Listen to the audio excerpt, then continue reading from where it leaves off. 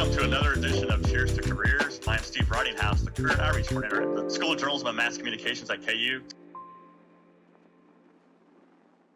Hello, we are back for another episode of Cheers to Careers. I'm Steve Ridinghouse, the Career Outreach Coordinator for the KU School of Journalism and Mass Communications.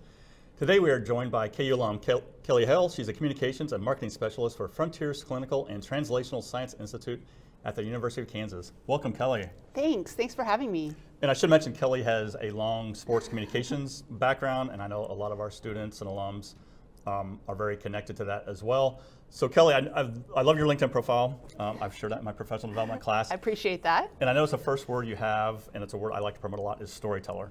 So Yes. I would think that's probably the core of what you've done since you've graduated from KU? It absolutely is. Storytelling is so important because you need to tell people why they should care.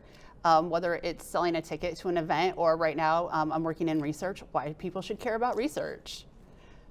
And that you did have that long career in sports communication. We'll get to that a little bit later, but doing what you're doing in research, was that a pretty smooth transition, or did you ever have that moment, it's like, how do I make this transition from sports communications to non-sports research?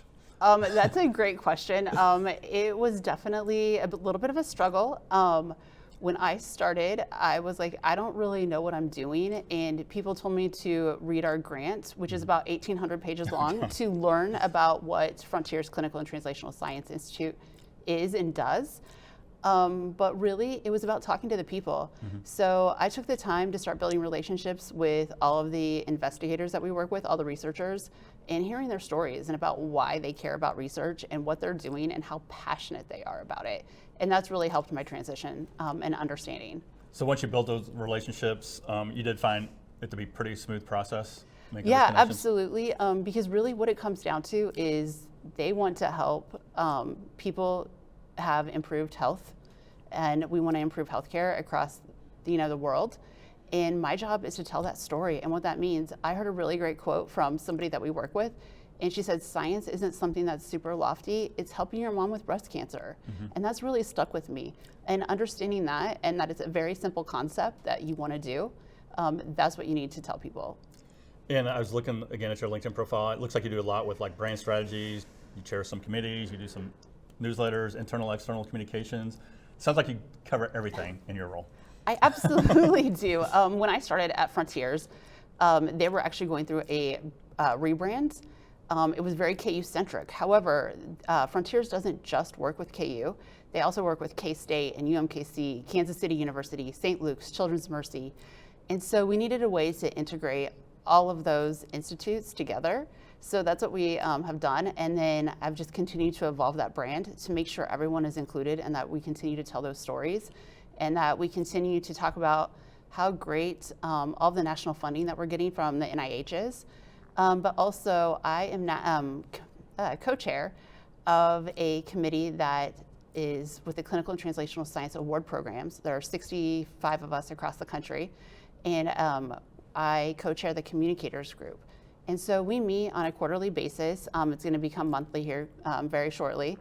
And we talk about all of the challenges that we have. We are working in rural areas. We're working in urban areas. There are 17 hubs in the state of New York alone. And there is one hub in the entire state of Kansas and western Missouri. There are no hubs in Nebraska. So how are we helping improve healthcare? And have you been in your role for a little over 4 years? A little over 4 years. Did it take you like a while to kind of find that groove? I know sometimes when you start a new position, you kind of like just kind of want to do the same old. Did it take you a while to kind of put your own stamp on your work? Have you got to that point where you want to do things your way a little bit? Yes, absolutely. And I think everyone that I work with will tell you that it's definitely, I've pushed back on a few things. I always have been told, like, you don't always just keep doing something just because you've always done it that way. So why are you doing it? Why is it always still the same? Like, look for ways to make it yours. And that's what I really want to do. And one of the things that I was told is you sometimes make stuff too people-y and not enough science-y. And my response to that was, people want to know about people. Right. They don't necessarily care about the science behind it, but they want to know how does it impact the people. Right. And so that's kind of my take on that. No, very well said. And I would think throughout your career, I mean, you probably had to adapt a lot because when you graduated, I mean, the internet was probably just coming around? I mean, the whole digital explosion kind of took, in my opinion, like late 90s, early 2000s. I mean, how did you kind of make that transition, kind of from the traditional, like media relations, sports information, and then like, with podcasts, YouTube, digital? I mean, you've seen everything, I'm sure. I really have. AOL and dial-up internet was a really big thing in my first job out of college. But one of the things that I've always encouraged people that I have interned from me, that I've worked with and kind of helped mentor, is always keep learning, always be inquisitive, keep asking questions, just keep evolving, keep learning something new. I never really thought that I would be doing a podcast for our institute, but I am the producer of a podcast for our institute. Okay. And I take skills that I learned from the School of Journalism here, from editing, splicing tape together, not exactly the same, but very similar concepts to get the message across. So you always just keep evolving, keep learning, take those skills with you, maybe find mentors everywhere you go that you can learn from. And how big is your team?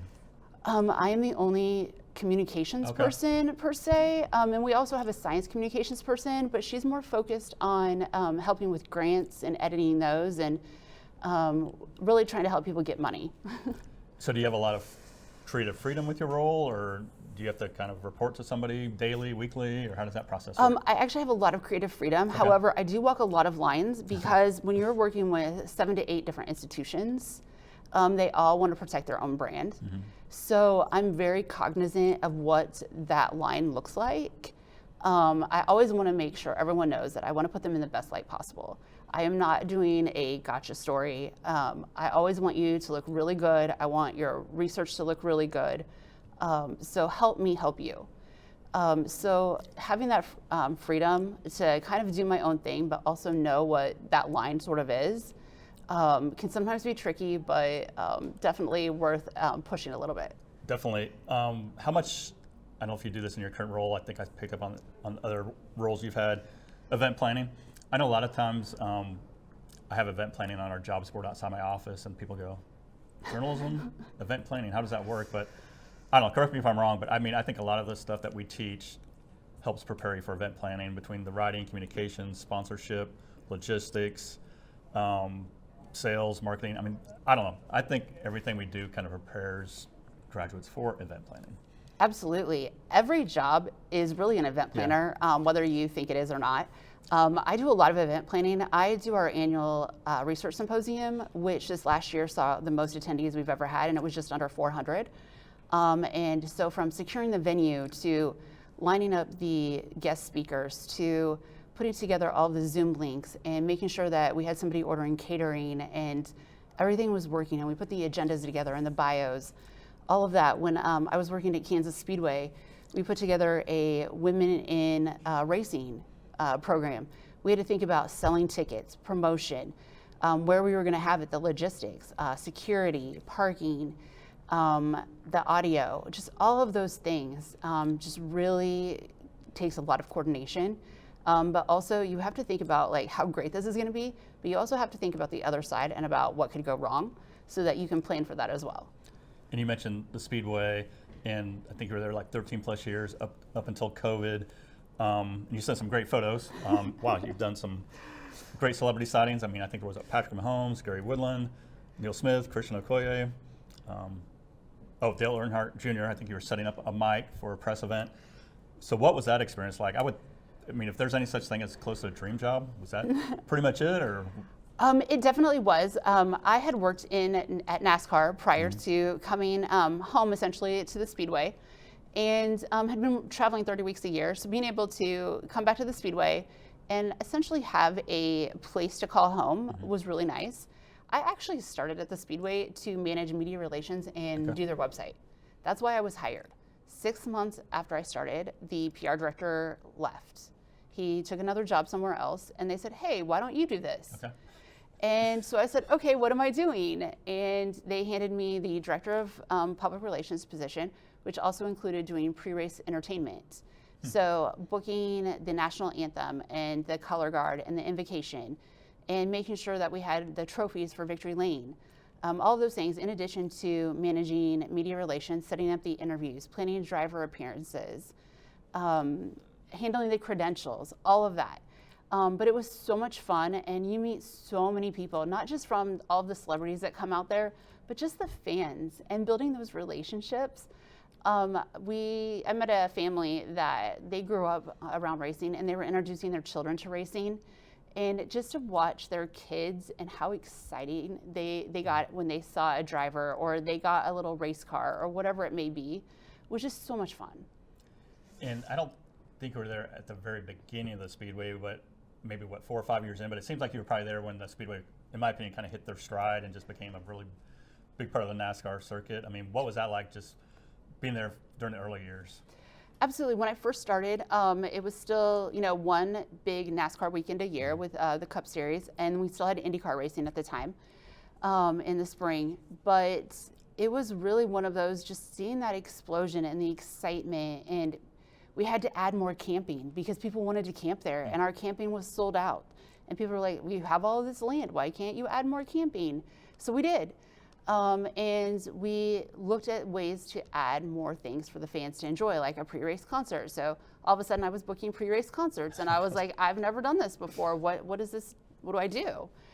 So figuring out what your fans wanted to listen to and what would add a value to their ticket price. I was there when the Hollywood Casino at Kansas Speedway was going through the zoning process and getting the approval process. I was kind of the on-site communications person for that. And then through the entire building of that and the grand opening, and bringing our CEO at the time, Lisa France Kennedy, in and setting up interviews for her through all of that. It was just so great to see all of that, but it was also really hard at times because you'd seen some of the really difficult things. Like there had been some drivers that had been killed at other racetracks that had raced at your track. And so when those series were coming back and all of a sudden that driver wasn't there, dealing with that reality that how serious that sport is, but all of the advancements that NASCAR had made throughout the years to try to protect drivers as much as they possibly could. And it's probably a year-round position, right? I mean, I know you have a peak season, but you're probably always in that planning mode and just thinking about what am I going to do next. Yes, people were amazed that as soon as our fall races were over, we were thinking about the spring race, but we were also still talking about the fall race because the fall race was always our championship race essentially. So it was always a 24/7, 365-day job. But in addition to those race weekends, we also had about 200 other events days a year. So it was not ever like a empty track per se. Like we would have driving schools or we would have business meetings or whatever it may be, 5K runs. So there was always something going on at the Speedway. And then we would also have to promote our races and go out to events. So there was always something going on. So you're always thinking about it and what can we do to make things better? And was that transition from your time with NASCAR and Daytona to the Speedway, was that a pretty smooth transition? I mean, I bet you took on a lot more responsibilities, but were you kind of doing kind of the same type of work for the most part? So when I was at NASCAR, I was actually handling all of the pre-media for the races, the 3 national series. And I would take drivers into markets a couple of weeks before a race and do media interviews with them or fan events and take them to all of their events. I would pick them up at an airport. I would get them to their interviews, get them back to the airport. If they had to stay overnight, I'd take them out to dinner, take them to the hotel. Basically, sometimes I felt like a little bit of a glorified babysitter. But it was always fun, and that's how I actually built a lot of relationships with the drivers to find out about them. One great story I have to tell you about. Carl Edwards, who's from Columbia, Missouri, he and I met at a track in Memphis. I had no idea who he was. He didn't know who I was. We started talking, and he told me that to fund his racing, that he was a substitute teacher. Oh, wow. And so I love the story so much. I started pitching this story to local media when we were there for Truck Series races, and they liked it. So I wrote a press release about it when I was at NASCAR. We had a big team meeting. Our VP of communication comes in and goes, "Who wrote this story?" And I was terrified, I'll be honest. I had been there for about 5 months at this point, and he'd never directly talked to me. So terror was going through me, and he was like, "This is the best story I've read. Somebody did their homework. They dug into this." Nice. And I was so excited. He was like, "You should pitch this to USA Today." And I was like, "Really?" Like, I've only pitched to local media before. So I pick up the phone and I pitch USA Today. They love this story. It was becoming time for school to start again. So they took the story, interviewed Carl. He's like, I don't know why people are interested in me. And he went on to become a Cup Series driver. He's now retired, but it was a huge story. Fox Sports picked it up, NBC picked it up, NASCAR.com picked it up. So it's one of my proudest accomplishments. And you bring up a good point. I think sometimes there's like confusion between press release and story pitch, but what you did was more than a press release. I mean, you probably summarized why you think this is a good story, and that's what really sold them. Absolutely. Yeah. And picking up the phone and talking to people at the time, because that's what you did back then, was a great chance to answer questions and really build that relationship. Because I'd seen some of these media people at the track and they sort of knew me, but I was still new at NASCAR at that time. And it wasn't until much later that we had built these relationships. But just being able to tell them why this is really important. And Carl is just so humble in this story that I think that also really helped. And at the time, he was still living in his mom's basement to save money. Wow. So that really helped the story too. And before, you got into auto racing, NASCAR, the Speedway. I think I saw you started with the Scarecrows, hockey in Topeka, I did. And then soccer. So you must know your sports. I grew up a sports fan, without a doubt. A lot of them were new. Hockey was definitely new when I worked for the Topeka Scarecrows. But what was really great about that is the team was new. So when they were interviewing people, it was myself and our GM. We were the only two people who had any sports experience. And I qualify my sports experience at the time. I had done an internship at the Kansas City Attack, which was the indoor soccer team at the time. And that was a semester-long internship. So that was my sports experience. So I don't know if you could really call it that, but they were like, oh, you have sports experience.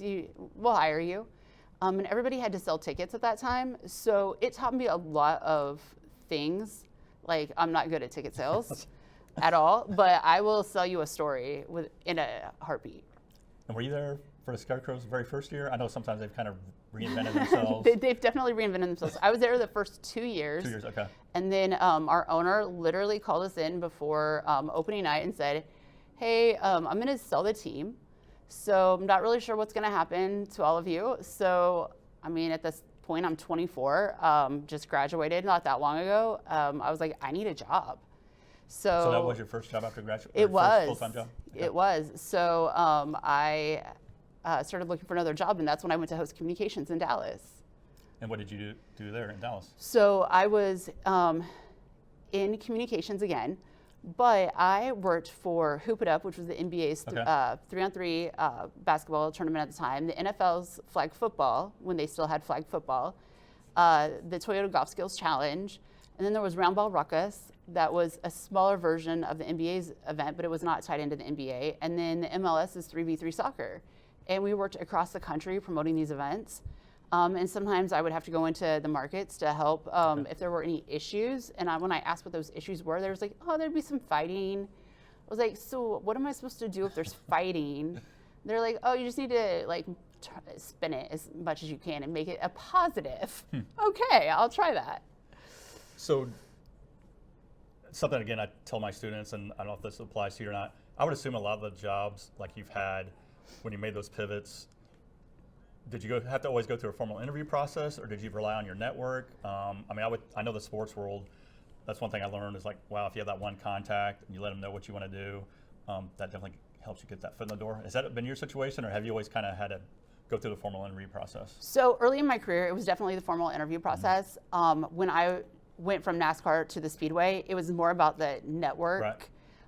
Technically, I was coming from a private company to a public company, so there was still a sort of interview process, but they knew that they pretty much wanted to hire me because of the contacts I had and the experience that I had, and that they knew that I was from Kansas City, so that I had contacts here that would really help me. So it was a pseudo interview process, but not really. No, I think that's always so important too, to tap into that network as much as you can. Absolutely. So much. How work-life balance, I know that's kind of a common theme. Is there such a thing in sports? I don't know if there is. I don't know if there is truly in sports, but I do encourage people to take the time that you can. It's so important because that's how you're going to recharge.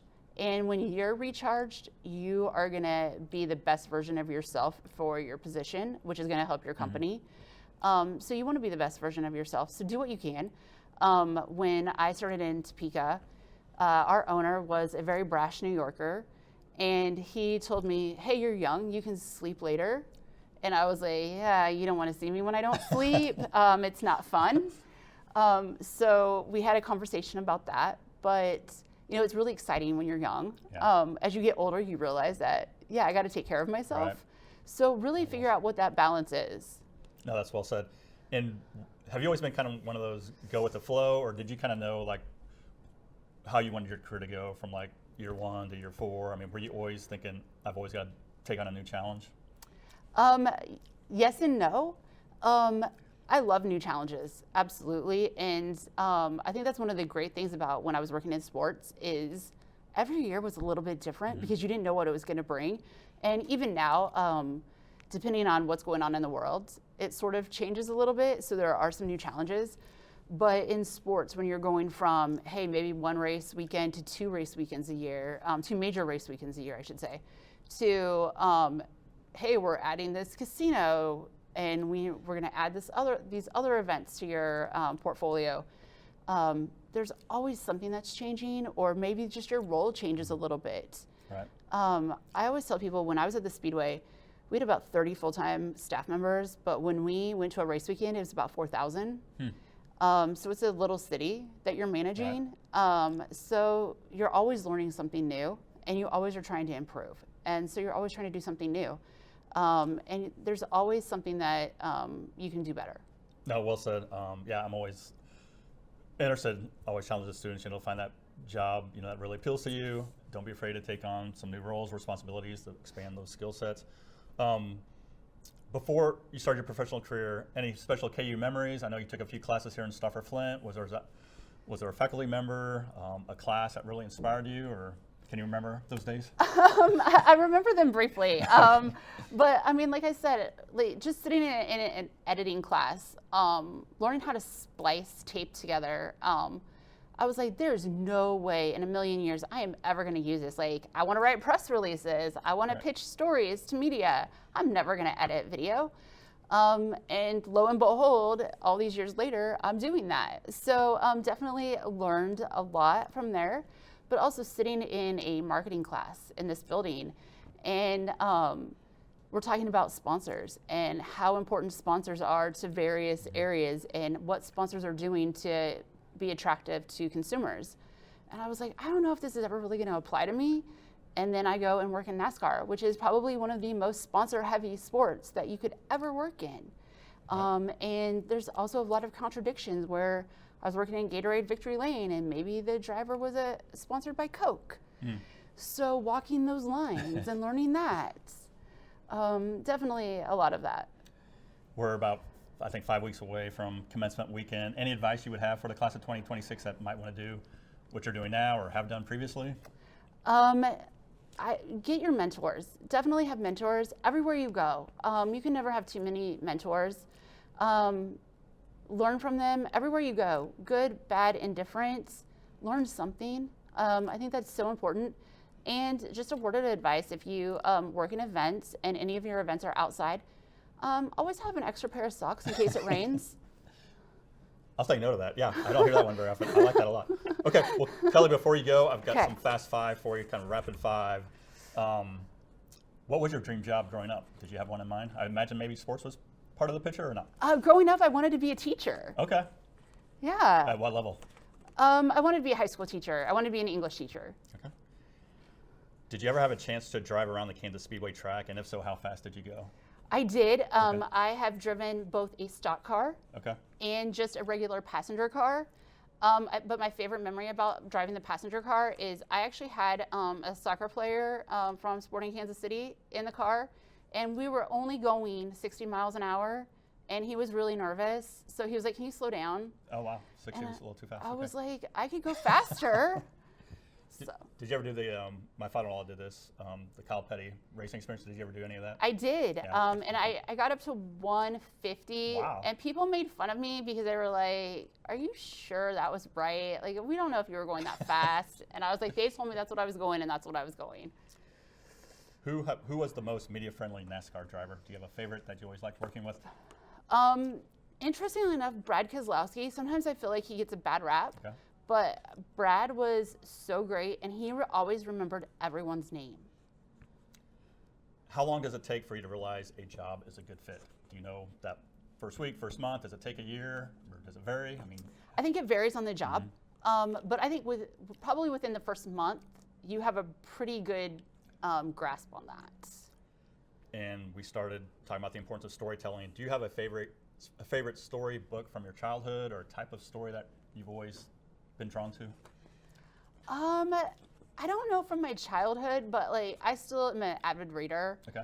And I will read anything and everything. But my aunts are like, "Hey, you should read this book," to me a lot. And they had me read The Thursday Murder Club, so I'm giving a little plug to them. Okay. It's about some people living in a senior living home that are solving murders. Wow. Their 70s and 80s. So I totally recommend it. It's great. Sounds like a great story. Have to check it out. Well, Kelly, hey, I appreciate your time. I know you're really busy, and I always like to close with a cheers to your careers. Thanks, Kelly. Thank you.